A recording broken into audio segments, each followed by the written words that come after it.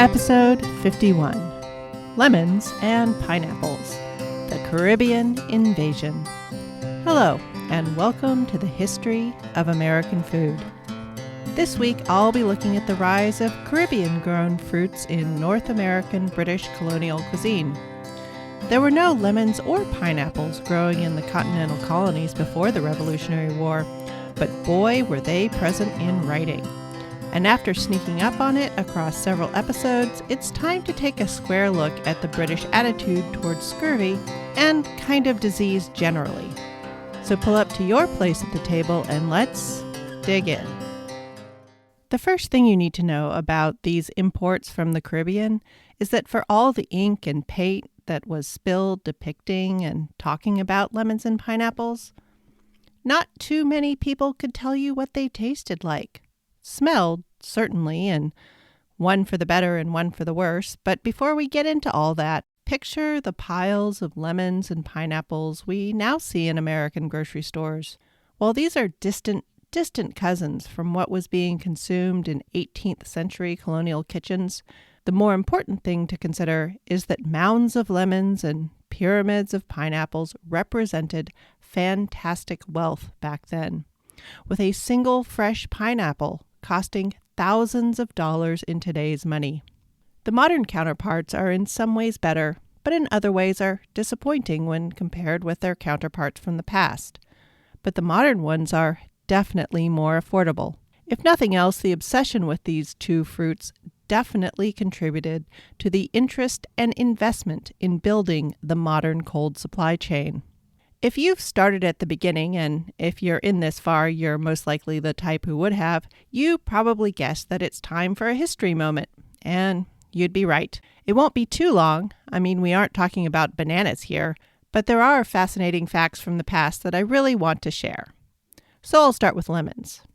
Archaeobotany and modern DNA techniques have determined that wild citrus has been around for about 7 or 8 million years, and seem to have been most common in the areas along the southeast of the Himalayan plateau, spreading across modern eastern India and western China, and spilling south and spiraling around into the islands of the Indian Ocean. But also that you were never going to get a glass of juice out of these early versions. They were more pithy, protective containers for seeds, not particularly known for their juicy pulp. Cultivation of what became what English speakers know today as citron likely began somewhere around the year 4000 BCE. It was one of the distinct proto-citrus fruits, along with kumquats, mandarins, pomelos, pepitas, and the macrot lime. These would be crossed and back-crossed to, and in time, develop into the galaxy of citrus fruits, from key limes to sweet oranges to grapefruit and everything in between. There is, of course, a bit of confusion since the modern French uses the word citron for both the ancestral citron and the modern lemon. Anyway, the citrons have a green peel when unripe, the same as just about every other citrus fruit in existence. They tend to be an ovoid shape, a bit like a lemon, but often have something of a squared off or apple-shaped base where the flower was. They almost always turn yellow as they ripen, and the outer skin is usually quite knobbly and bumpy. They have a very thick rind. In fact, the fruit is nearly all pith, with just a little fairly dry pulp, seeds, and the oil-rich outer skin. The peel was entirely the point, and once sugar got into the game, candied citron peel became all the rage. In fact, it's still an important part of fruitcake and mincemeat recipes all the way up to today. The oldest depiction of a citrus fruit in and around Europe is definitely contested, though there are claims that one is pictured in the tomb of Egyptian pharaoh Thutmose III, which would have been painted around 3,500 years ago. They were definitely mentioned by the ancient Greek botanist Theophrastus in the 4th century BCE, and records of cultivation in Sumer are available from the 3rd century BCE. And of course, it shows up in Leviticus in the Bible. One can always depend on the rules section of the Bible to mention food. Unlike apples, which are extreme heterozygotes and do not self-fertilize and thus can never be depended on to breed true, citrus usually self-pollinates, making most of the citrus variants human-engineered rather than naturally occurring. This was a boon for horticulturalists seeking to keep a citrus line true. Lemons appear to have been developed in the Assam region of India, which is in the northeast corner and along the southern edge of the Himalayas. Genomic detective work has determined that the lemon is a cross between the citron and a bitter or sour orange. You'll have to wait for orange history to hear about all that. But they have a rather different journey into and place in American food. But back to lemons. Between their antimicrobial skin, meaning they take quite a while to rot, their comparatively plentiful juice, and a tendency to breed true, it seems like they were a popular trade item when there were trade networks to move them around. Lemons made it to southern Italy, ancient Rome, by the 2nd century CE, but were not widely cultivated at that point. They tended to be used medicinally and as perfume, much like their citron cousins. However, when they were introduced to Persia, Egypt, and Iran around the 8th century, cultivation picked up. They became a popular item in Islamic gardens and were distributed all around the Mediterranean from Spain, all across North Africa, and up around the backward sea curve of the Levant by the 11th century, even being featured in treatises on formal gardening in the 12th century. The lands of the old Western Roman Empire, Italy and Greece, got lemons again around the 15th century. They hit the Americas with Columbus on his second voyage, and the Spanish and Portuguese planted them willy-nilly during the rest of their conquest. The further north one went, the more they were seen as a luxurious item, commanding high prices as they were used medicinally and made into sugar-containing sweets and desserts. As long-haul seafaring took off in the 17th century and sailors were spending more and more time without fresh food, scurvy became a shipboard scourge. The Chinese, who had largely given up on exploratory seafaring as a government-sponsored venture by then, had had a tradition of including lactic acid-type pickles, rather than the boiled pickles preferred by the English, and had grown potted ginger on board to make food palatable. Both of these items acted as anti-scorbutics, that is, they contained adequate vitamin C, and scurvy was not the plague it would become in the 16th to the 20th centuries.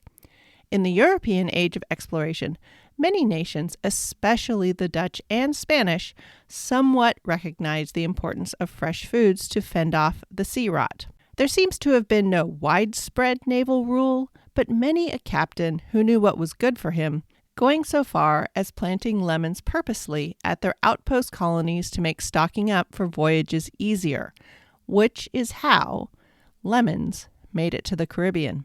Just as with cows and pigs abandoned and left to fend for themselves and work as a sort of you pick 'em, you pack 'em meat supply depot, they also planted lemons. But the Caribbean islands weren't the only recipient of imported citrus.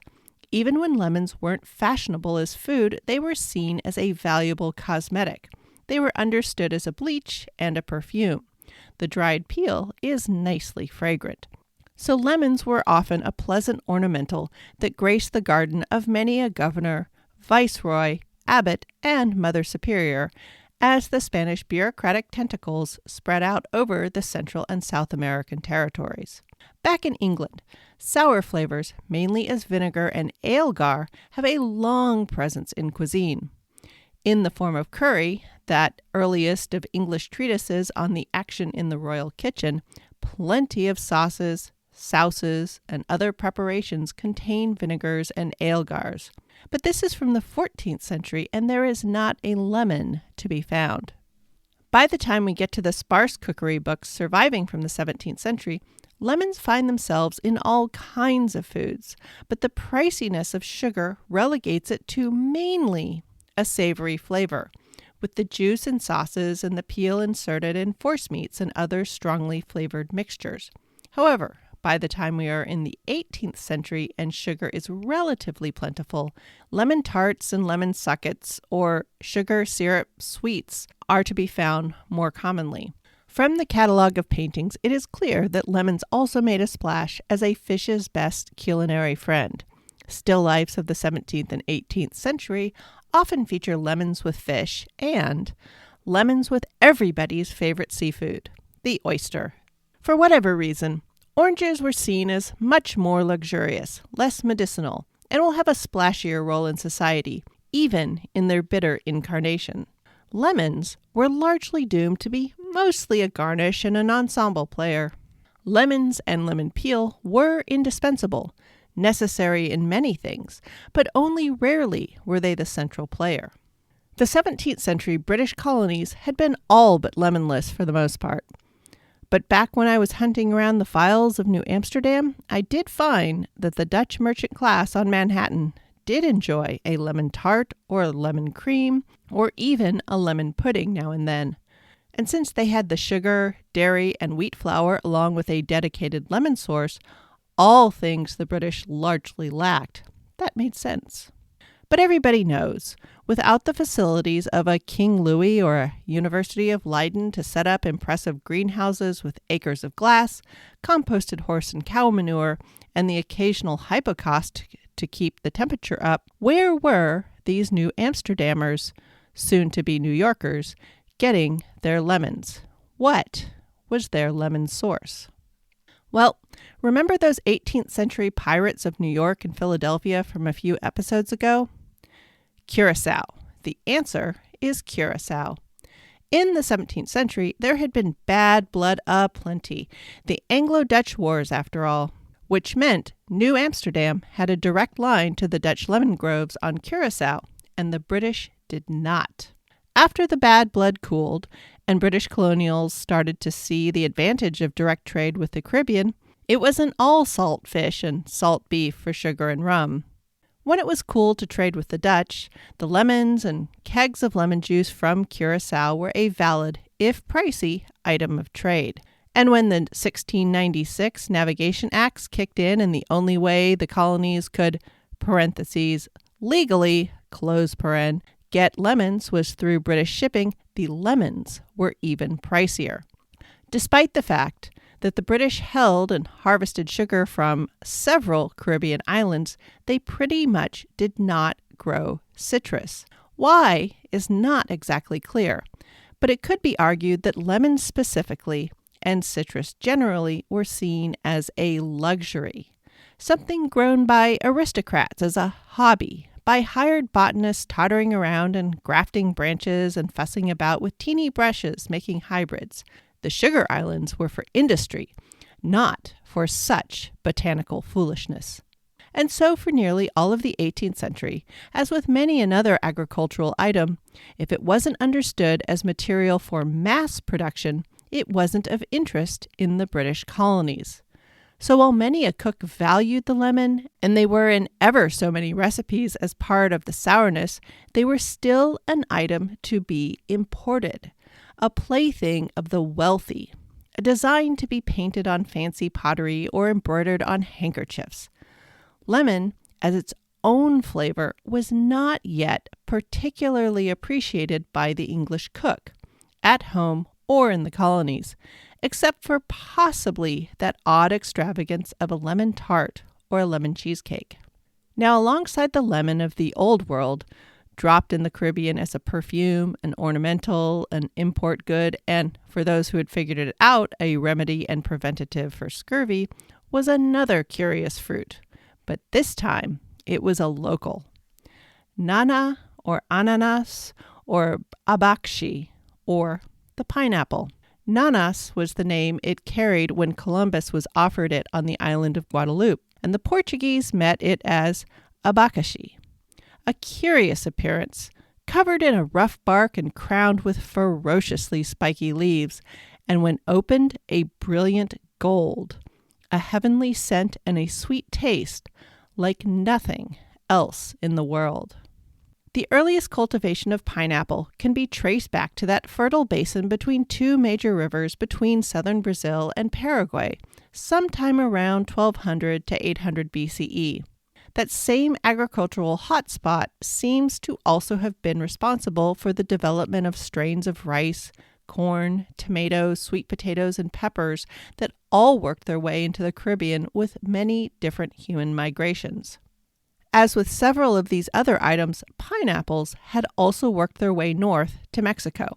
So, were found amongst the other culinary treasures of the Aztecs and the Maya.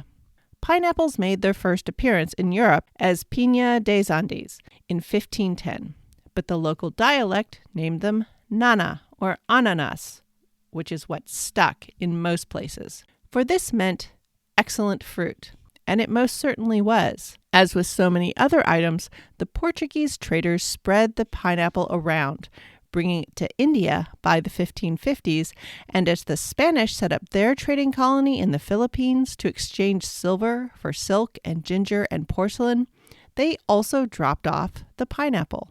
There, not only was the fruit absorbed, but the hard, waxy leaves were also harvested as a fiber source. Each pineapple shrub is about 1 to 1.5 meters, or 3 to 5 feet wide, and about a meter, or 3 feet tall. Each fruiting cycle produces just one pineapple, and the growing period can be from 1 to 2 years.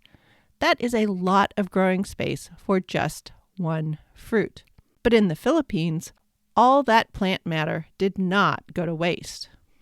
Pineapple silk, or pineapple linen, it went by several names in English, was made from the leaf fiber, and a whole industry in these slightly stiff, yet light and airy fabrics was developed. The stiffness was particularly appreciated in the hot, humid climate. It produced garments that would keep their shape and appear fresh, staying away from the body instead of clinging and crumpling. The arrival of cheap cotton in the 19th and 20th centuries all but wiped out the pineapple textile industry, but it is reviving. There's even a leather-like textile called piñatex, but I'm getting sidetracked. The Portuguese and the Spanish made sure that pineapples, or ananas, ringed the world. In the 17th century, the Dutch were deep into their cultivate everything fancy for fun and profit phase. From there, pineapple cultivars spread to England and France in the 18th century. So European greenhouses got into the tropical fruit game as a way of completely showing off. And even though there are such things as pineapple seeds, each plant, upon producing fruit, will also produce pups or suckers as well. And since they get to producing fruit faster than seeds, they are also the preferred method of production anyhow. In fact, for the most part, it's not just no pineapple seeds needed, it's also no pineapple seeds wanted. They get in the way of the berries, the separate parts that merge together into the multiple fruit that is the final pineapple. And if you're curious about where the seeds would be, if they were there, they grow inward from that tough bit at the outer skin, which is generally known as the pineapple eyes. If you're also wondering what pollinates such a large fruit and thinking it can't be bees, you are again correct. Pineapple flowers are pollinated by mostly hummingbirds, with some varieties of pineapple benefiting from bat visitations in their native range in South America. To prevent the production of seeds in their modern global growing locations, hummingbirds are kept away. Delving for a moment into popular literature. The Scottish lord with his riches from, well, some wild thing, maybe Mughal diamonds smuggled back from the late 17th century wars on the Indian subcontinent, or ruthless sheep farming, or digging up treasure buried by an ancestor who had smuggled back something from the Holy Land, or was secretly a dashing pirate. These are all quite the trope in British adventure stories and romance novels, and such an idea is not without very recognizable real-life examples to feed those wild tales, even if the actual riches were likely just from clever marriages and stakes and rather boring, but very real trading monopolies established by the Navigation Acts. One of the most famous is John Murray, 4th Earl of Dunmore. Dunmore is located where the River Forth widens into the estuary, the Frith of Forth, before it completely mixes with the North Sea, so just a bit west from Edinburgh. Anyway, in 1761, the 4th Earl had completed the Dunmore pineapple, what was known as a folly, or a fancy building created for the purpose of showing off. In this case, it was also part of a structure that included a walled garden for growing tropical delicacies that had no business sprouting in Scotland. But with the application of servant labor, likely a captive horticulturally minded eccentric or two, and lashings of family treasure, tropical items, including the pineapple, did grow there. I bring him up partly to show what lengths people were going to in order to possess pineapples and show them off as symbols of wealth and worldliness, but also because he actually departed his Scottish estates soon after the completion of this tower, which is still in existence, to become the last colonial governor of Virginia. He was part of the pineapple madness that started to grip high society in the 18th century, both on the colonial side of the Atlantic as well as on the European one. You can see it all over the American Southeast and in some parts of England even today. Representations of pineapples everywhere, in stone carvings, in iron railing decorations, as lamp bases and teapots and vases, as wallpaper patterns, framed watercolors, ink drawings, and printed etchings, in still lifes, and patterns embroidered on dress borders and silk waistcoats. King Charles II of England even had a painting made of his gardener handing him a pineapple, as possibly the first English language food selfie. And here is where I have to apologize. Early on in my research, I was looking up the rumor, that pineapples were often not eaten, but only used as a display, and that it was such a flex of wealth and power that pineapples would be rented out. Some preliminary finds on the topic scoffed at the idea and reported that they had not found any receipts for such a thing, though they had found evidence that sugar sculptures were rented out rather than eaten. Well, that may have been true in the 17th century, but definitely not in the 18th. While there may not be receipts, and I'm certainly not working at the level where I can hunt for them, there are journal entries and complaints about pineapples that had gone past their decorative date to downright menacing as an olfactory actor. Visiting a house where the pineapple had gone past its prime in the table decor was most definitely an issue. More than one housemaid complained as she had to transfer the stinking thing from one hostess or from one location to another. And in these days of open drains in the streets of London and the rise of whale oil for reading lights and patchouli-impregnated shawls, coal stoves, chamber pots, and so on, to be a remarkable smell, the rotting pineapple had to push aside quite a bit of competition. And I can see there might not be actual receipts for pineapple rental. More likely this was a side transaction a shopkeeper or their clerk might keep off the books. And the borrowing of pineapples from one hostess to another, that kind of thing would be paid back in social currency, certainly not in coin. While the number of pineapples that would successfully make the trip to Europe were quite small, and so they were generally grown there, at great expense, of course, instead.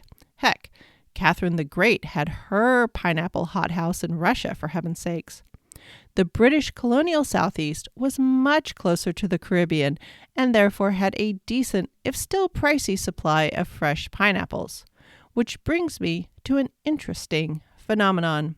While pineapples were this perfect thing to show off as a centerpiece and occasionally carefully consumed ostentatiously, there was actually very little about pineapples that showed up in cookbooks. Unlike lemons, which appeared in so many recipes but disappeared into the role of supporting player, the pineapple was so rarely actually consumed and by so few people that it is nowhere in my 18th century cookery books. In fact, until pineapple was being brought in by steamships in the next century, and then later on as a canned, shelf-stable item, there simply were not really any pineapple recipes. So for as much of a visual splash as they were making, they were not actually doing much as part of people's diets. Much like the extravagant over-frosted cupcakes or fondant-engulfed cakes of social media. Sure, they look amazing and are made at great expense of time and money, but just who is really eating them? Well, no one, or almost no one. and certainly not enough to make them into an American food this time around. So both of these foods, lemons and pineapples, valuable commodities, absolutely, but although present in writing and art, not really contributing their unique flavors as standouts in American food in the 18th century. One because it was buried in everything else and something of a luxury, and the other because it was simply too valuable to eat. Now, both of these are semi-tropical fruits that contain, among other useful nutrients, vitamin C, which along with germs in the 18th century, vitamins were completely unknown as an idea. Instead, medicine was still completely roped to the doctrine of humors. Sweat and blood and phlegm and bile ruled our health. The newest idea to grab hold of the medical imagination at this time was pores and glands. Remember, the fact that blood was circulated through the body by the heart and somehow interacted with air was a very new idea in the 18th century. Human dissection was all but illegal, and the medical establishment had just barely gotten its head around the idea of organs. Items like glands, the pancreas, the thymus, and lymph nodes were rather all the rage, and pores and follicles, and the fact that they could be clogged and had their own smaller glands, had also become topics of fascination. This was due to the recent expansion of higher quality glass tech, precision grinding, and better metal refining and manipulation techniques, which had brought the microscope to the most royal of universities and to the workrooms of the richest eccentrics. It was changing the view of the world for the people in England, with very short roads to those in power. Later on, I promise to bring up the splash the arrival of the household magnifying glass made. Anyway, in the 18th century, medicine could deal okay with the immediate and the acute. Cuts, broken bones, teeth that needed extracting, grape shot balls that took off limbs. But when it came to systemic diseases, deficiencies, and things that didn't have clear single causes, and the cure lacked a simple single step, they were utterly at a loss. And the idea of a controlled experiment, one where you had different groups where you did different things and then literally did nothing to one group, this was an infant of a baby of a concept of an idea. So figuring out that the lack of something no one even knew about for a time period of 6 weeks to 6 months after the deficiency started was far, far beyond the capabilities of 18th century medical thinking. But here's the thing about scurvy. Even though the cause was unknown, the cure was discovered and forgotten over and over and over. Or maybe not forgotten so much as dismissed. In the 18th century, because illness in Europe was tied so tightly to humorism, which itself was bound to ideas of good and evil, virtue and sin, effort and sloth, deserving and undeserving, when the cure for scurvy was repeatedly shown to be fresh foods, fruits particularly, a way around this, or an explanation of what the food stimulated, always became the question. Because in British culinary thought, fresh foods generally, and fruits particularly, were seen as luxuries. Yes, when the countryside was utterly drowning in plums and gooseberries, currants and apples, yes, sure, everyone should indulge. Go ahead.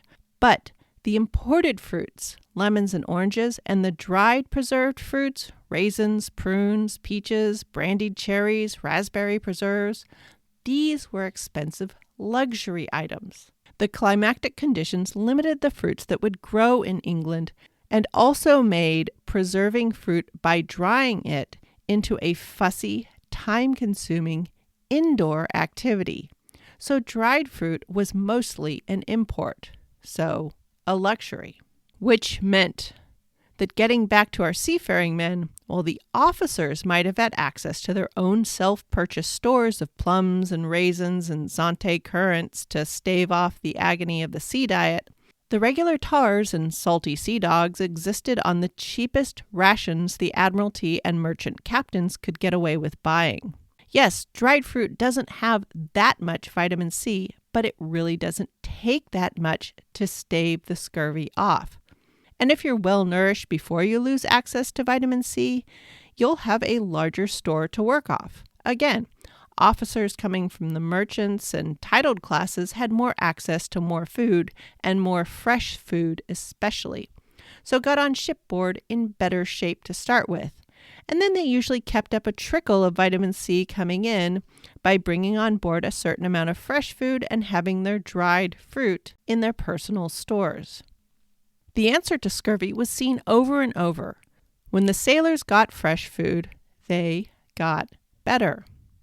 When they only ate sea rations for too long, they would sicken. But unpreserved food and fruit, whether fresh as in lemons and pineapples or dried as with prunes and raisins and currants, are at their heart luxuries. And the desperate, impressed, and often kidnapped men that went to sea as ordinary seamen, because of their low positions in society, were not deserving of such luxuries. So the whole lemons cure scurvy storyline, and that it was discovered in the 18th century by a British naval surgeon, it ain't right. He was just one guy who noticed it amongst many others, and this notice was even ignored by him. James Lind was sure scurvy was caused by blocked sweat glands, which meant he switched to vinegar treatments or sulfuric acid diluted in alcohol as continuing treatments. These were deemed much better at treating those clogged sweat glands. But more importantly, these cures were shelf-stable and cheaper. I think it's scurvy bonus episode time. You'll have to tune into that if you want to hear all the details.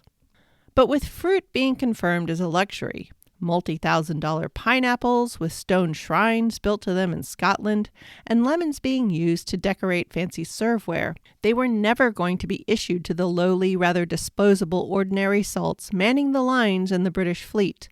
Well, until they were. Okay, not the pineapples, but the winds of trade and conquest are changing in the middle of the 18th century, and the fighting man is going to become a bit less disposable pretty soon. Next week, I will continue the story of tea and how it changed from a royal curiosity of the 17th century to a kind of currency all the way down to the merchant class and the prosperous farmer. We are still a ways off from the common man's cuppa, but in the 18th century, if you were respectable, you should save some time for a dish of tea with me. And I will get to work on the scurvy episode. I left quite a bit hanging out there. Thanks for listening. Show notes for this episode will be at thehistoryofamericanfood.blogspot.com. Any email, questions, or quibbles will reach me at thehistoryofamericanfood@gmail.com. Many thanks again for the show and episode reviews people have been posting. I know everybody wants a little piece of you these days, so really, thank you very much. Along with the promised pictures and links, I'll also include any interesting media I consumed for the episode. Music for this podcast is Fingerlympics by Dr. Turtle. The link to the show notes is also in the show's Twitter and Instagram bio at THOA Food and in the show description.